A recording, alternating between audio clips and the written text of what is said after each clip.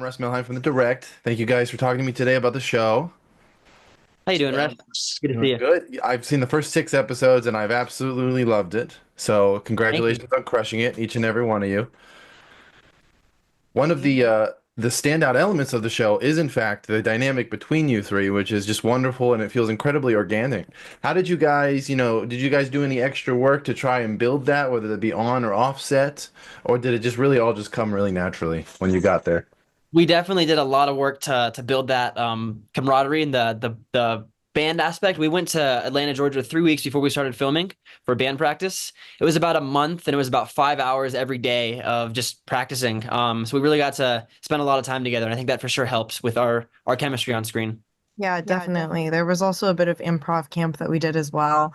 And I think it helped us create chemistry on and off screen, and now we're great friends in the show and also in real life. So yeah. For me, it was from the screen test. Like I was trying to push the envelope of how much I wanted to ad lib then, and Kiara and MJ both came back with even better banter. So I was like, okay, these guys are cool. All three of you guys also got to work with Bruce Campbell in some scenes, who's, a horror icon. What was it like getting to work with him in this series? Amazing. Like he's just such a presence, like being able to work with him is such an honor. It was really one of my bucket lists.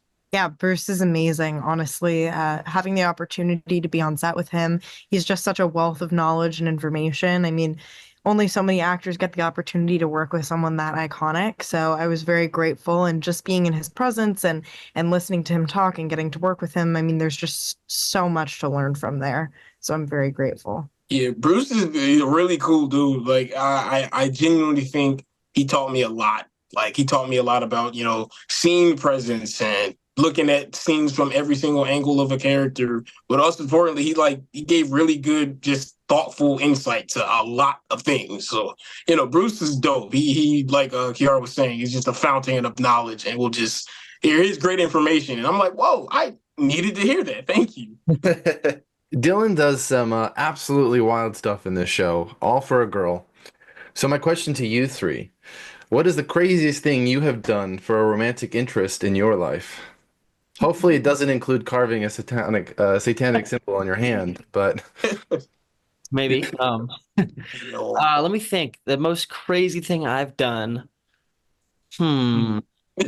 Hmm. I can't really think. I'm not too sure. Nothing that comes to mind. That's not very, yeah, it's not a very great answer, but I think I have this distinct memory in third grade where my family had scheduled a trip for us to leave.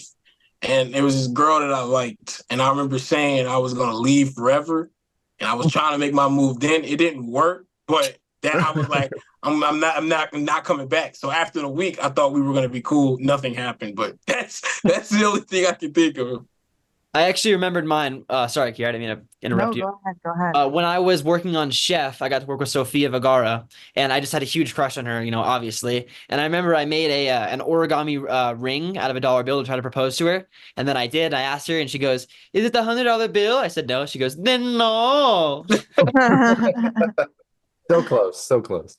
Right there. I think we've all done some crazy things for love. I've definitely had some big crushes in my life. I'm not sure I can think of like the exact craziest, but I've, definitely thought that the world was dooming and ending without someone when that wasn't necessary. Last question for you guys. When it comes to the characters that you read on page, with your performance, what did you add to them that maybe wasn't originally on page that you kind of developed as you did the show?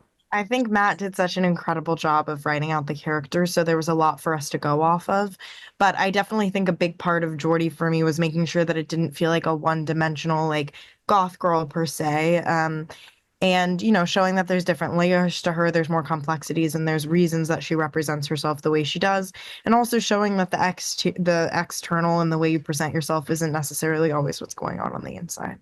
I think for me, it was more about the banter between, Jordy, Spud, and Dylan.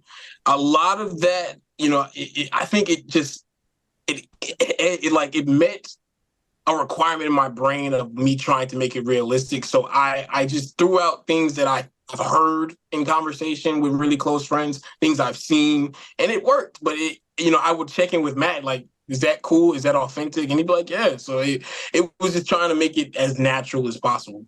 And I'd say with Dylan, I didn't want him to come off, completely an ass. I wanted people to think like there is hope for him. I wanted to be able to go both ways, so you could see like, is he gonna do the wrong thing? Is he a bad person? Is he a good person? That's definitely something I wanted to play, is like, to keep people guessing and, not really sure about my character until you are. Well, thank you again for talking with me. I really enjoyed it. I look forward to seeing the last 2 episodes, and hopefully there's plenty more that you guys get to do in this story. So Thank you, Russ. I appreciate Thanks, that. man.